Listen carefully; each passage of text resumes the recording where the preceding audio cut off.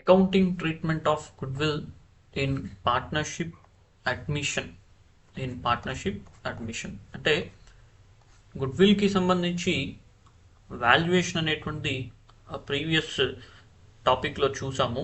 So valuation of goodwill అనేటువంటి average profit method, super profit method, capitalised method, ఇవి మనం previous టాపిక్స్లో చూసాం. ఇక్కడ మనకేంటంటే ఒక పార్ట్నర్ జాయిన్ అయ్యేటప్పుడు, కొత్త పార్ట్నర్ జాయిన్ అయ్యేటప్పుడు ఆ సందర్భంలో గుడ్విల్కి సంబంధించినటువంటి అకౌంటింగ్ ట్రీట్మెంట్ ఎలా ఉంటుందనేటువంటి ఈ టాపిక్లో తెలుసుకుందాం. సో మనకు గుడ్విల్ అంటే ఏంటి అనేటువంటి మీ అందరికీ తెలిసినటువంటి. సో జనరల్గా బిజినెస్ యొక్క పాపులారిటీని మనం గుడ్విల్ అని చెప్పుకోవచ్చు. దాన్ని మానిటరీ టర్మ్ అంటే ఆ పాపులారిటీని మానిటరీ టర్మ్లోకి కన్సిడర్ చేయడమే ఈ పార్ట్నర్షిప్లో కానీ జనరల్గా బిజినెస్లో కానీ గుడ్విల్ అని కన్సిడర్ చేయడం జరుగుతుంది. మానిటరీ టర్మ్స్ అంటే ఆ పాపులారిటీని ఇంత వాల్యూ అని చెప్పి చూపించడం, ఇక్కడ మనకు మానిటరీ టర్మ్ ఆఫ్ గుడ్విల్గా చెప్పుకోవచ్చు. ఇప్పుడు కొత్త పార్ట్నర్ జాయిన్ అయ్యేటప్పుడు తన యొక్క క్యాపిటల్తో పాటు గుడ్విల్ పోర్షన్ కూడా కొంత అమౌంట్ అనేటువంటి తీసుకొని రావాలి. కారణం ఏంటంటే జనరల్గా కొత్త పార్ట్నర్ ఎంటర్ అయ్యే ముందు ఓల్డ్ పార్ట్నర్స్ అనే వాళ్ళు ఎవరైతే ఉంటారో ఆ ఓల్డ్ పార్ట్నర్స్ వాళ్ళ యొక్క కష్టం వల్ల, అంటే వాళ్ళ యొక్క హార్డ్ వర్క్ వల్ల బిజినెస్లో, అంటే ఆ పార్ట్నర్షిప్ బిజినెస్లో మంచి ప్రాఫిట్స్ని చూపించుంటారు, మంచి ప్రాఫిట్స్ని గ్రో చేసి ఉంటారు. సో బిజినెస్ కూడా బాగా గ్రో అయి ఉంటుంది.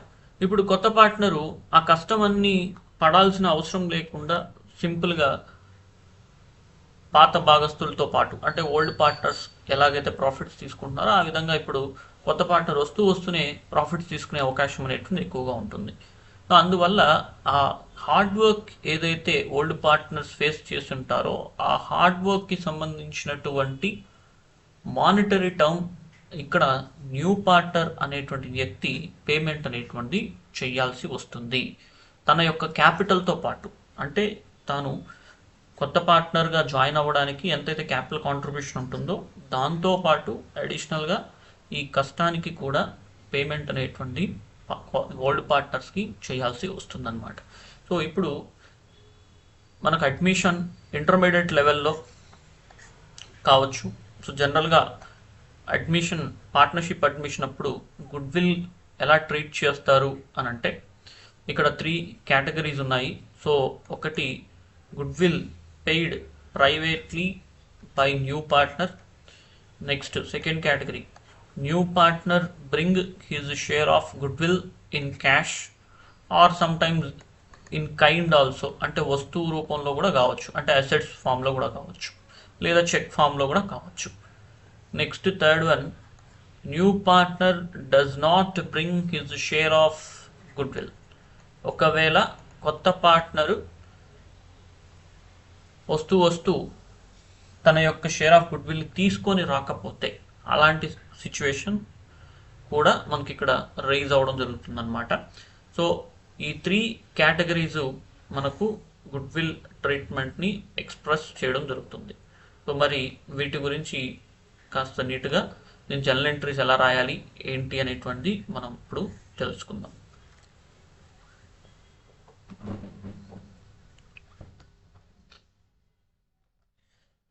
వెల్, సో ఫస్ట్ వన్ ఏంటంటే goodwill paid privately by the partner, new partner. దీని అర్థం ఏంటంటే కొత్త పార్ట్నర్ ఏం చేస్తాడంటే తన పోర్షన్ ఆఫ్ గుడ్విల్ ఏదైతే ఉంటుందో ఆ గుడ్విల్ని డైరెక్ట్గా బిజినెస్లో పేమెంట్ చేయకుండా, అంటే పార్ట్నర్షిప్ బిజినెస్లో పేమెంట్ అనేటువంటి చేయకుండా సపరేట్గా అవుట్ సైడ్ పే చేసుకుంటాడు. అవుట్ సైడ్ అనేటువంటి పేమెంట్ చేయడం జరుగుతుంది.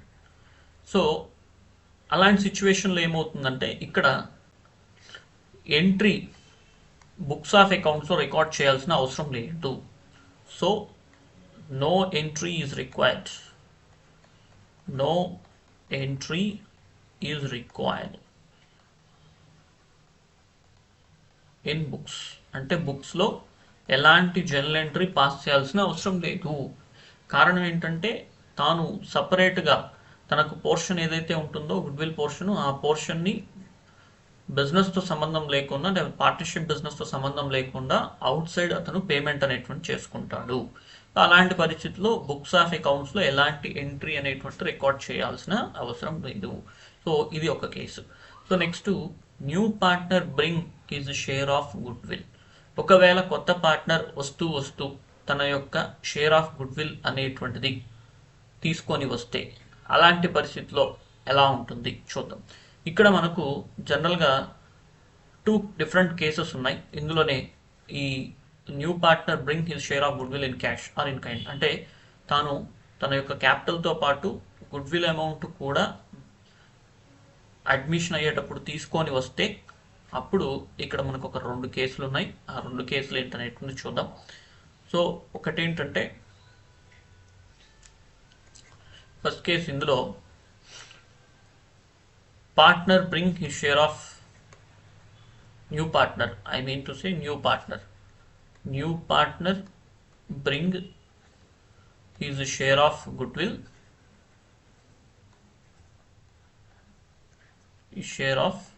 Will, and this goodwill amount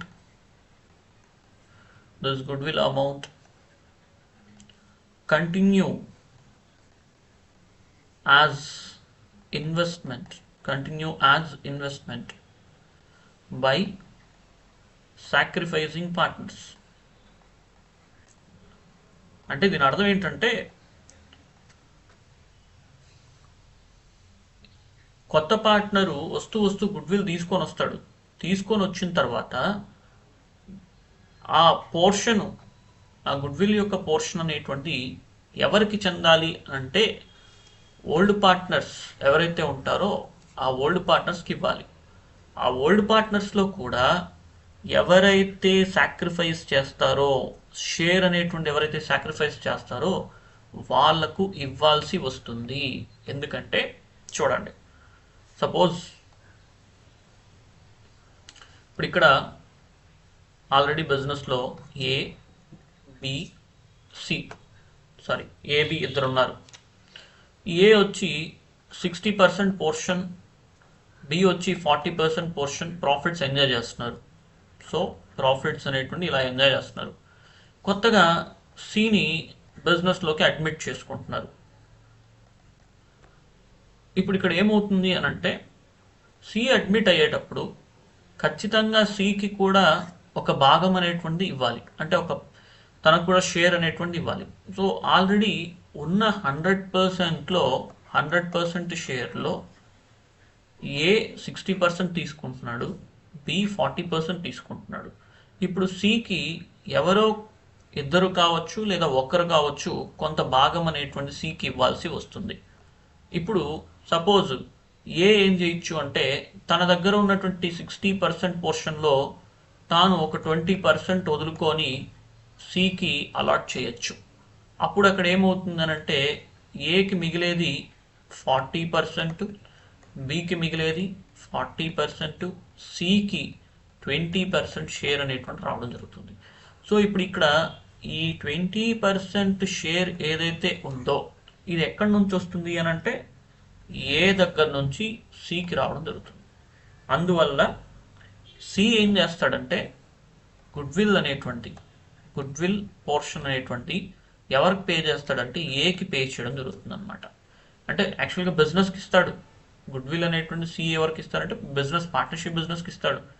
but కానీ ఆ గుడ్విల్ పోర్షన్ ఎవరికి చెందుతుంది అని అంటే ఖచ్చితంగా ఏకే చెందుతుంది. బికాస్ ఏ అనేటువంటి పర్సన్ ఏం చేస్తున్నాడు అంటే సి కోసం తన యొక్క షేర్ని సాక్రిఫైస్ చేస్తున్నాడు. సో అందువల్ల గుడ్విల్ పోర్షన్ ఎవరికి రీచ్ అవ్వాలి అని అంటే ఏకి రీచ్ అవుతుంది. సో ఇక్కడ సాక్రిఫైస్, ఏ ఈజ్ అ సాక్రిఫైజర్. ఒకవేళ ఇద్దరు కూడా అంటే సపోజ్ ఇలా ఉంది, ఏం చేశాడంటే ఒక 10% తన భాగంలో నుంచి ఇచ్చాడు, బి ఇంకో 10% తన భాగంలో నుంచి ఇచ్చాడు. అండ్ సికి టోటల్గా ఎంత వచ్చిందంటే 20% పోర్షన్ వచ్చింది.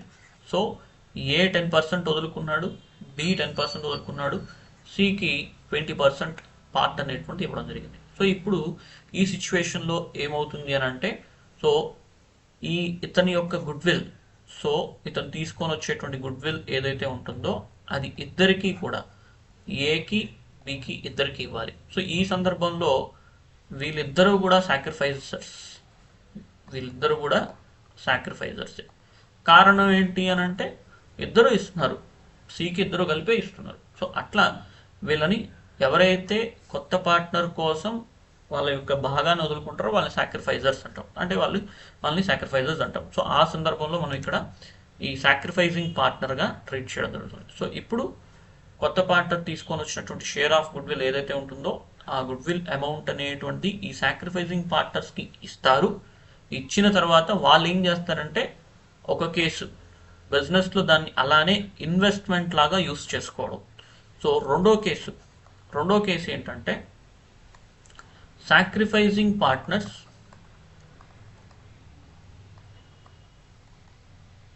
Withdraw share of goodwill. ఆ గుడ్ విల్ని వాళ్ళు ఏం చేస్తారంటే బిజినెస్లో కంటిన్యూ చేయకుండా విత్డ్రా చేసేసుకుంటారు. సో ఈ రెండు కేసులు మనకు ఇందులో రావడం జరుగుతుంది. అండ్ ఇంటర్మీడియట్ లెవెల్లో ఈ రెండు కేసులు చాలా చాలా ఇంపార్టెంట్ ఎగ్జామినేషన్ పాయింట్ ఆఫ్ వ్యూలో. దట్ టు ఈ ఫస్ట్ కేస్, ఇందులో ఉన్నటువంటి ఫస్ట్ కేసు చాలా ఇంపార్టెంట్. ఇప్పుడు మనం ఈ కేసుకి సంబంధించినటువంటి అండ్ ఫస్ట్ సెకండ్ ఈ రెండు కేసులకి సంబంధించిన జనరల్ ఎంట్రీస్ ఎలా పాస్ చేయాలనేటువంటి ఒకసారి మనం చూద్దాం.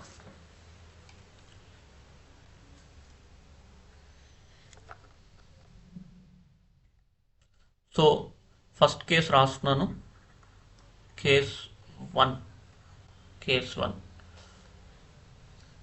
అందులో when new partner bring his share of goodwill, తన యొక్క షేర్ ఆఫ్ గుడ్ విల్ అనేటువంటి తీసుకొని వస్తే ఆ సందర్భంలో ఎలా తీసుకోవాలి.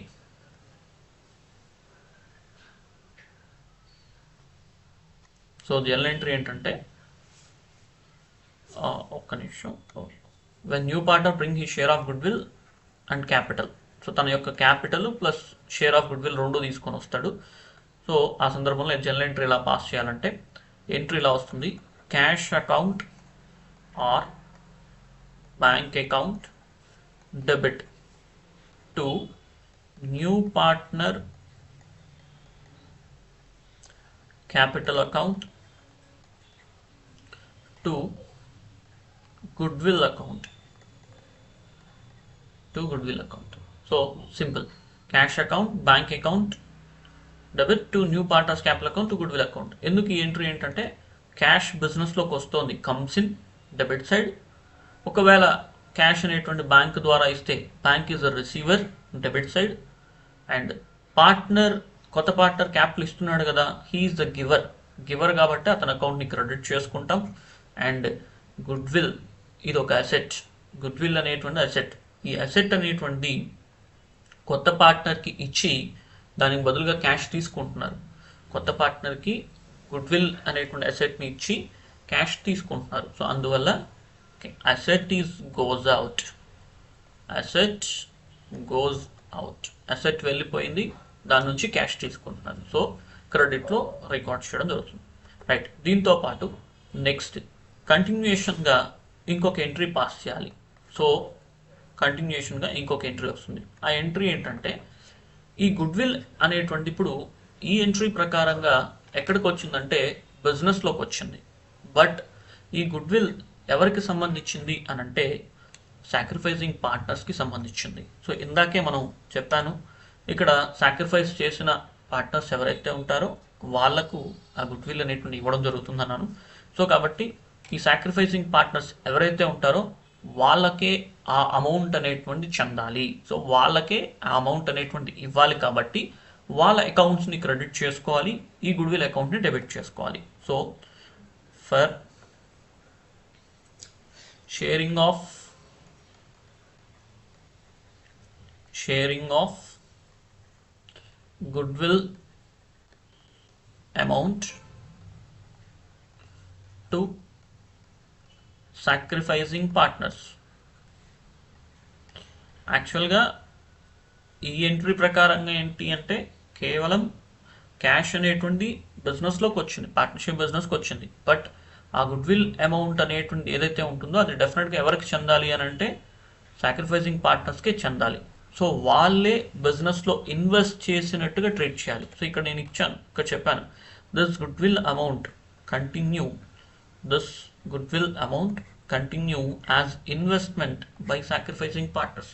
సాక్రిఫైజింగ్ పార్ట్నర్స్ దీన్ని ఇన్వెస్ట్మెంట్గా కంటిన్యూ చేస్తారు. సో అందువల్ల ఇక్కడ ఫర్ షేరింగ్ ఆఫ్ ఆ అమౌంట్ అనేటువంటి సాక్రిఫైజింగ్ పార్ట్నర్స్కి షేర్ చేసినందుకు అంటే వాళ్ళకు ఇచ్చినందుకు ఎంట్రీ ఎలా పాస్ చేయాలంటే simple, goodwill account debit to sacrificing partners capital account.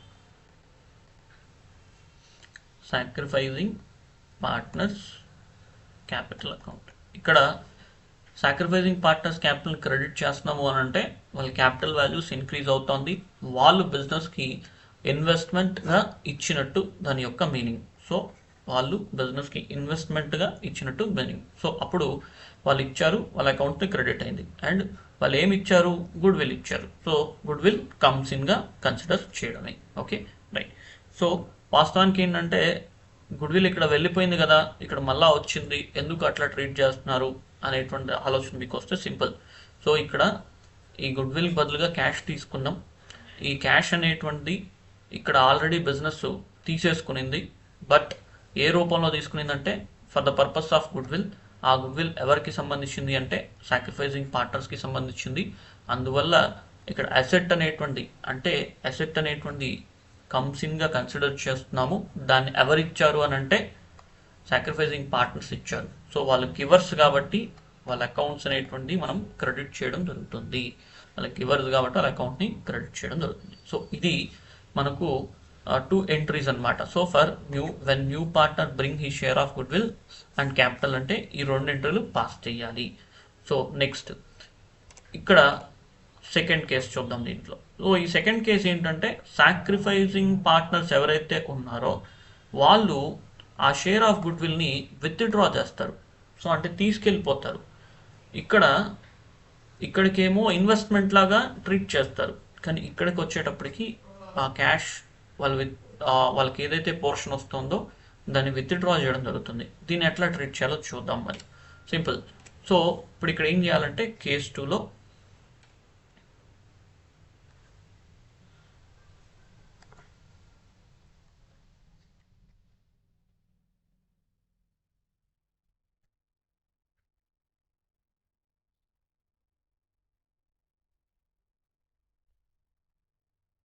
So ఇక్కడ మనకి ఏంటంటే కేస్ 2 ఎలా రాయాలంటే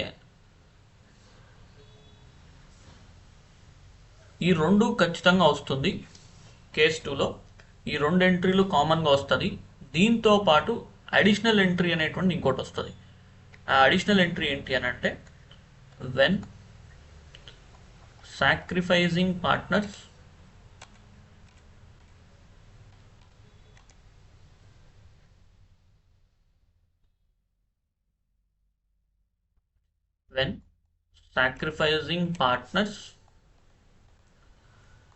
withdrawn.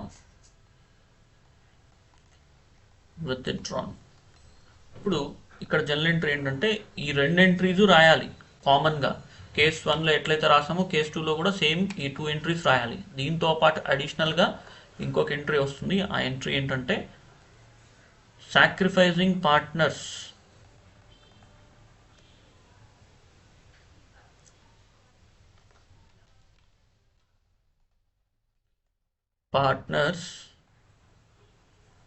capital account debit to cash or bank account. Sacrificing partners capital account debit to cash or bank account. దీని అర్థం ఏంటంటే sacrificing partners are the receivers now. So they are receiving their cash. వాళ్ళు ఏం చేస్తున్నారంటే వాళ్ళ క్యాష్ని తీసుకునేస్తున్నారు. So తీసుకుంటున్నారు కాబట్టి వాళ్ళ క్యాపిటల్ అకౌంట్ని డెబిట్ చేసుకోవాలి. అండ్ బిజినెస్ నుంచి క్యాష్ అనేటువంటిది వెళ్ళిపోతుంది. సో బిజినెస్ నుంచి క్యాష్ అనేటువంటిది వెళ్ళిపోవడం జరుగుతూ ఉంది. సో ఇది మనకు journal entry. So when they are receivers, sacrificing partners receive చేసుకుంటే డెబిట్ చేసుకుంటాం, క్యాష్ అనేటువంటి బిజినెస్కి వెళ్ళిపోతుంది కాబట్టి క్రెడిట్లో రికార్డ్ చేయడం జరుగుతుంది. సో ఇది మనకు కేస్ టూ ఎక్కడ, ఈ సిచ్యువేషన్లో. సో ఈ సిచ్యువేషన్లో ఉన్నటువంటి 2 కేసుల గురించి చెప్పాను. ఓకే,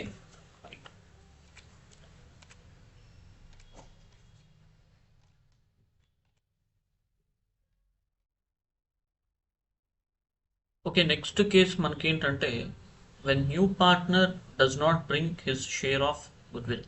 అంటే కొత్త పార్ట్నర్ వస్తూ తన యొక్క పోర్షన్ ఆఫ్ గుడ్విల్ని తీసుకురాకపోతే, సో ఈవెన్ అతను ప్రైవేట్గా కూడా పే చేసి ఉన్నాడు, ఇట్లా క్యాష్ రూపంలో పే చేసి ఉన్నాడు. సో అలాంటి సందర్భంలో ఏం జరుగుతుంది అనేటువంటి మనం ఒక్కసారి చూద్దాం. సో దానికన్నా ముందు ఒక చిన్న ఇన్ఫర్మేషన్ ఏంటంటే, ఇక్కడ ఈ షేర్ చేసేటప్పుడు ఏ రేషియోలో షేర్ చేయాలంటే సాక్రిఫైజింగ్ రేషియోలో షేర్ చేయాల్సి వస్తుంది. సో సాక్రిఫైజింగ్ పార్ట్నర్స్కు గుడ్విల్ షేర్ చేసేటప్పుడు ఏ రేషియో ప్రకారంగా చేయాలి అంటే సాక్రిఫైజింగ్ రేషియో ప్రకారంగా షేర్ చేయాలి. ఓకే, సో సేమ్ సిమిలర్ ఇక్కడ కూడా సాక్రిఫైజింగ్ రేషియో ప్రకారంగానే షేర్ చేయాలి. ఓకే, సో ఇప్పుడు మనం new partner does not bring share of goodwill అన్నప్పుడు ఏం జరుగుతుంది అనేటువంటి చూద్దాం. సో ఇక్కడ ఏమవుతుందనంటే కొత్త పార్ట్నరు గుడ్విల్ కోసం సపరేట్గా క్యాష్ తీసుకొని రాకపోవడం, ప్రైవేట్గా పే చేయకపోవడం జరిగినప్పుడు ఇక్కడ ఏమవుతుందంటే ఓల్డ్ పార్ట్నర్స్ ఎవరైతే ఉన్నారో ఆ ఓల్డ్ పార్ట్నర్సే గుడ్విల్ని బుక్స్ ఆఫ్ అకౌంట్స్లోకి తీసుకుంటారు. అంటే బుక్స్ ఆఫ్ అకౌంట్స్లో దాన్ని జనరేట్ చేస్తారనమాట. సో దాన్ని మనం ఏమంటాము అని అంటే గుడ్విల్ క్రియేషన్ అని అంటాం. So goodwill creation, so goodwill created or దీన్నే రైజ్డ్ అని కూడా పిలుస్తాం. So goodwill created or raised అని కూడా పిలవడం జరుగుతుంది. సో ఇప్పుడు దీన్ని వాల్యూడ్ అని కూడా పిలుస్తారు. సో గుడ్విల్ వాల్యూడ్ అని కూడా ఇవ్వడం జరుగుతుంది. సో ఇప్పుడు ఇక్కడ ఎంట్రీ ఎలా పాస్ చేయాలి అని అంటే goodwill account debit to old partners capital account. అంటే దాని అర్థం వీళ్ళ క్యాపిటల్స్ని క్రెడిట్ చేస్తున్నాము అని అంటే వాళ్ళు ఓల్డ్ పార్ట్నర్స్ గివర్స్గా ట్రీట్ చేయడం జరుగుతుంది. దీనివల్ల వాళ్ళ క్యాపిటల్ అకౌంట్స్ అనేటువంటి ఇంక్రీజ్ అవ్వడం జరుగుతుంది. వాళ్ళ క్యాపిటల్ అకౌంట్స్ ఇంక్రీజ్ అవుతుంది అనమాట. సో వీళ్ళు క్యాష్ ఇవ్వరు, క్యాష్ ఫామ్లో డబ్బులు ఏమి ఇవ్వరు, బట్ కానీ బిజినెస్కి గుడ్విల్ ఫామ్లో ఇచ్చినట్టుగా ట్రీట్ చేసి వీళ్ళ క్యాపిటల్స్ని ఇంక్రీజ్ చేసుకుంటారు. సో కొత్త పార్ట్నర్ జాయిన్ అయ్యేటప్పుడు ఇలా ట్రీట్ చేయడం జరుగుతుంది అనమాట. సో ఇప్పుడు నెక్స్ట్ ఫర్దర్గా దీని తర్వాత ఏం జరుగుతుంది అని అంటే కొత్త పార్ట్నర్ జాయిన్ అయిన తర్వాత దీన్ని రైట్ ఆఫ్ చేసుకుంటారు. సో గుడ్విల్ని కంప్లీట్గా బుక్స్ ఆఫ్ అకౌంట్స్లో నుంచి తీసేస్తారు. రైట్ ఆఫ్ చేయడం అంటే క్యాన్సిల్ చేయడం. సో ఈ క్యాన్సిలేషన్కి సంబంధించి ఎంట్రీ ఎలా రాయాలనేది చూద్దాం. సో గుడ్విల్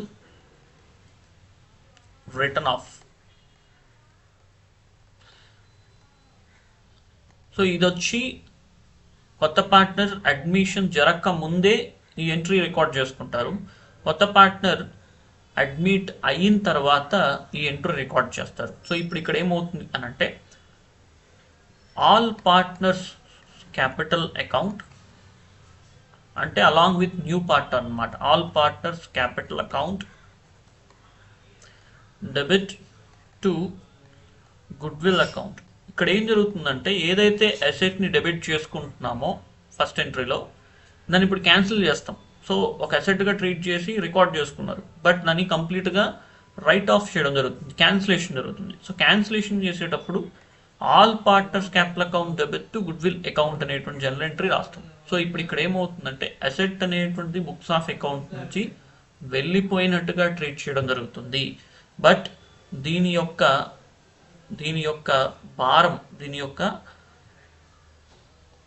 భారం అనేటువంటి ఎవరు ఫేస్ చేస్తారు అంటే ఆల్ పార్ట్నర్స్ ఫేస్ చేయడం జరుగుతుంది. సో ఇప్పుడు దీని నుంచి కొత్త పార్ట్నర్ నుంచి ఎలా గుడ్విల్ వసూలు చేశారు? ఇక్కడ కొత్త పార్ట్నర్ గుడ్విల్లే ఇవ్వలేదు కదా, మరి కొత్త పార్ట్నరు అడ్మిట్ అయ్యేటప్పుడు ఓల్డ్ పార్ట్నర్స్కి సంబంధించి వాళ్ళ యొక్క హార్డ్ వర్క్కి గుడ్విల్గా కొంత పోర్షన్ పేమెంట్ అనేటువంటి చేయాలి కదా అనేటువంటి డౌట్ మీకు రావచ్చు. సో ఇక్కడ ఈ సిచ్యువేషన్లో కూడా ఏంటంటే కొత్త పార్ట్నర్ నుంచి కొంత అమౌంట్ అనేటువంటి గుడ్విల్ కోసం వసూలు చేసుకోవడం జరిగింది. అది ఎలా జరిగింది అనేటువంటి ఒక్కసారి చూద్దాం. సో మీరు గమనించండి, ఇక్కడ మనకేంటంటే ఇది ఓల్డ్ రేషియో ప్రకారంగా షేర్ చేయాలి. ఇక్కడ ఏంటంటే న్యూ రేషియో ప్రకారంగా షేర్ చేయాలి. సో న్యూ రేషియో ప్రకారంగా పార్ట్నర్స్ క్యాపిటల్ అకౌంట్ డెబిట్ చేసుకోవాలి. సో సపోజ్ ఫర్ ఎగ్జాంపుల్ ఇప్పుడు మనకి ఇక్కడ టోటల్ గుడ్విల్ వాల్యూ వచ్చి 1 lakh అనుకుందాం. న్యూ పార్ట్నర్ యొక్క గుడ్విల్ వచ్చి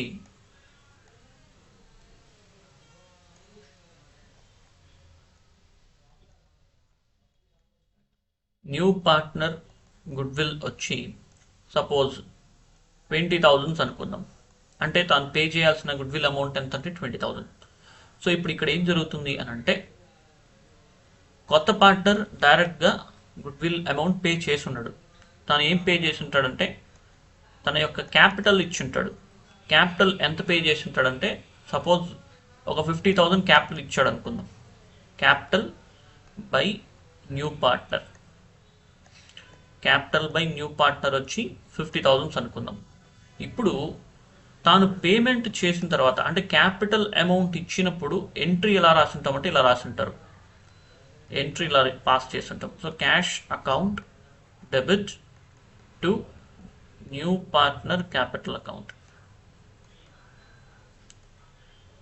సో అతను పేమెంట్ 50,000 చేసినప్పుడు ఇలా రికార్డ్ అయి ఉంటుంది.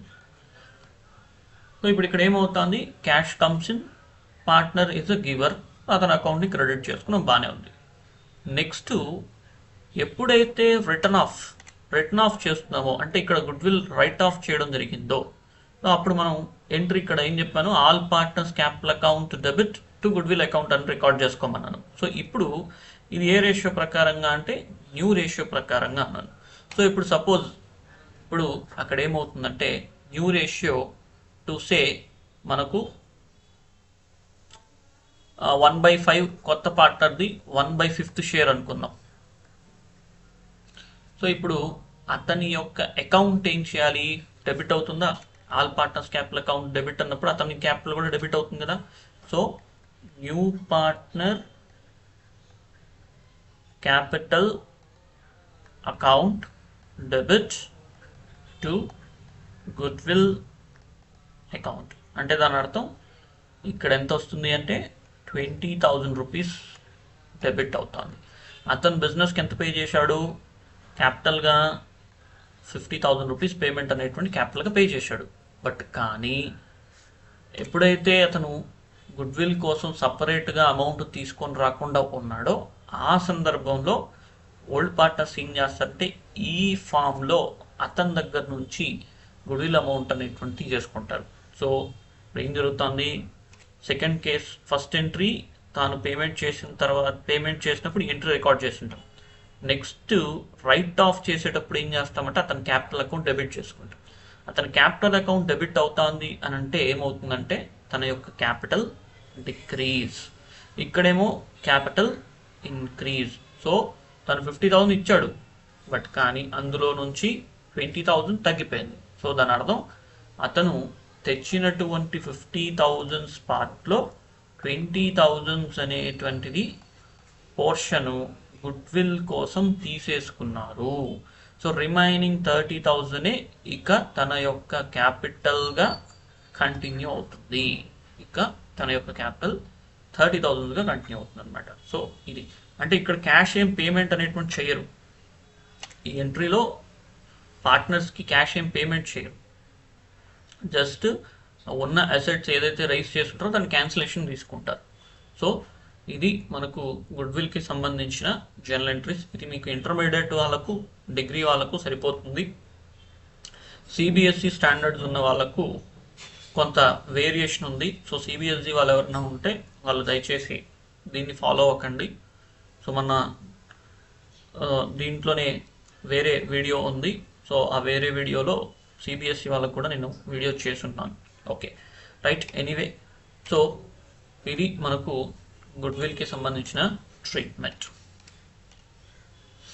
సో ఇవన్నీ నోట్ చేసుకోండి. నెక్స్ట్ మనం మెయిన్ ప్రాబ్లమ్స్లోకి వెళ్ళిన తర్వాత ఈ మెథడ్స్ 1 by 1 ఒక్కొక్కటి కూడా ఒక్కొక్క ప్రాబ్లంలో కవర్ అయ్యే విధంగా నేను ట్రీట్ చేస్తాను. సో ఎలాగైనా సరే కొత్త పార్ట్నర్ నుంచి గుడ్విల్ అనేటువంటి వసూలు చేయడం జరుగుతుంది మొత్తానికి.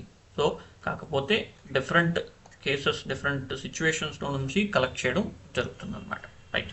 ఎనీవే, సో మీకు ఫుల్ క్లాసెస్ కావాలి అనుకుంటే ఆ నెంబర్స్కి కాల్ చేయండి. సో విత్ అఫోర్డబుల్ ప్రైస్తో ఫుల్ క్లాసెస్ అనేటువంటి నేను ప్రొవైడ్ చేయడం జరుగుతుంది. రైట్. Thank you.